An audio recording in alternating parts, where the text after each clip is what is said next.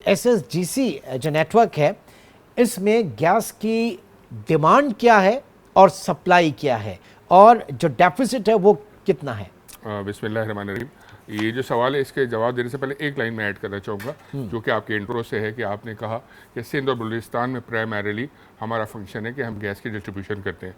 थोड़ा सा मैं एक इबाम को क्लियर करना चाहता हूँ आवाम की समझ के लिए, क्योंकि लोग ये शायद इनको ये अंदाज़ा होता है कि अगर गैस की शॉर्टेजेस हैं तो एसएचजीसी रिस्पॉन्सिबल है। देखिए, एसएचजीसी का बेसिक डोमेन है गैस की ट्रांसमिशन एंड डिस्ट्रीब्यूशन, जैसे आपने बताया। ठीक है, तरसील और तकसीम।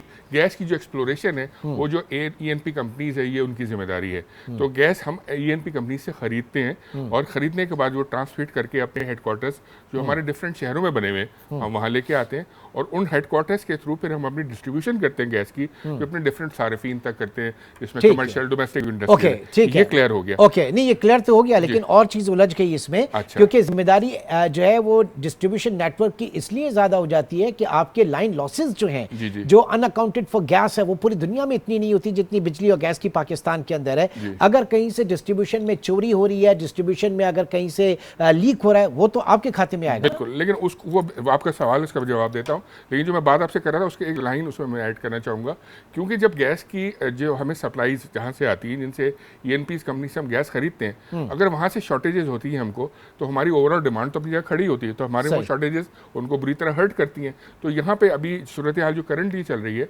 हमारी एक गैस फील्ड जिसे हम गैस लेते हैं, वो अपनी एनुअल टर्न अराउंड, जिसे हम कहते हैं कि सालाना मेंटेनेंस की वजह से 15 दिन के लिए बंद है। अच्छा। अगर वो 15 दिन के लिए बंद है तो मेरी एक्स अमाउंट जो गैस है मेरे सिस्टम में नहीं आ रही, मैं बल्कि बता देता हूँ 107 MMCF गैस 12 तारीख से लेकर 27 तारीख तक, एक 3 पीरियड्स के अंदर उन्होंने शेड्यूल हमें दिया था, 12 से 15 तक 50 107 MMCFD 107 16 to 23 जो है, ये हमारा पीरियड चल रहा है, जब हम 20th पे बैठे हुए हैं, तो वो हमारा 107 है, और 24 से लेकर 27 तक अनदर 50 अच्छा। कम होगा। तो हमारा जो है वो इतना डेफिसिट जब आ जाएगा गैस की इनटेक में, तो डेफिनेटली जो मेरे कस्टमर्स हैं वो तो हर्ट होंगे। तो मैं उनको सप्लाईज दूंगा तो सप्लाईज मेरी डिमिनिश हो जाएंगी, स्पेशली जो मेरे आउटस्कर्ट्स के जो डिस्ट्रीब्यूशन टेल एंड्स पे मेरे वाकई लोग कस्टमर्स हैं, जो आबादियां हैं, वहाँ तक मेरा गैस प्रेशर नहीं पहुँच पाएगा, तो वो लोग हर्ट होंगे और उनको डेफिनेटली एक। ये तो चले, आप अभी की बात कर रहे हैं ना, मतलब कराची में तो इस वक्त आलम ये है कि रात 10 बजे के बाद गैस नहीं होती है। नहीं, वो पर्पसली करते हैं। देखिए, मैं आपको बताऊं, जो डिमांड सप्लाई का सबसे पहला सवाल था आपका कि फिगर्स क्या है, मैं आपकी आज की फिगर बता देता हूँ।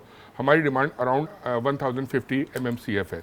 अच्छा, ये ओवरऑल पर डे, ठीक है, 1050 ओके, 1050 जी, और अराउंड 680 मेरे पास सप्लाईज हैं। तो आप देखिए 380 370 का मुझे डिफरेंस है, जो डेफिसिट है मेरा। ठीक है। अच्छा, इसको हम कहते हैं गैस लोड मैनेजमेंट।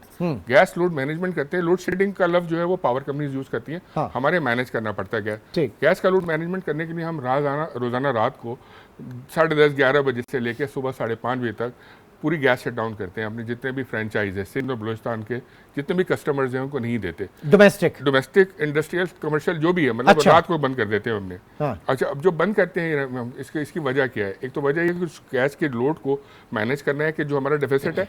दूसरा ये कि हमारी जो एक ज़ेरे ज़मीन लाइन्स हैं, उनके अंदर टर्मिनोलॉजी हम यूज़ करते हैं लाइन पैक।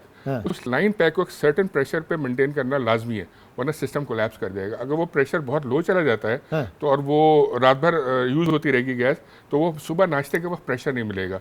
अच्छा, अमूमन ये देखा गया है कि इन औकात में 80% 90% लोगों को गैस की जरूरत नहीं होती। वो तो आदी कर दिया ना आपने। देखिए, आदी इसलिए कि मेरे पास गैस नहीं है। अगर मेरे पास गैस होती तो मैं बेचूंगा तो मुझे तो रेवेन्यू जनरेट होगा ना।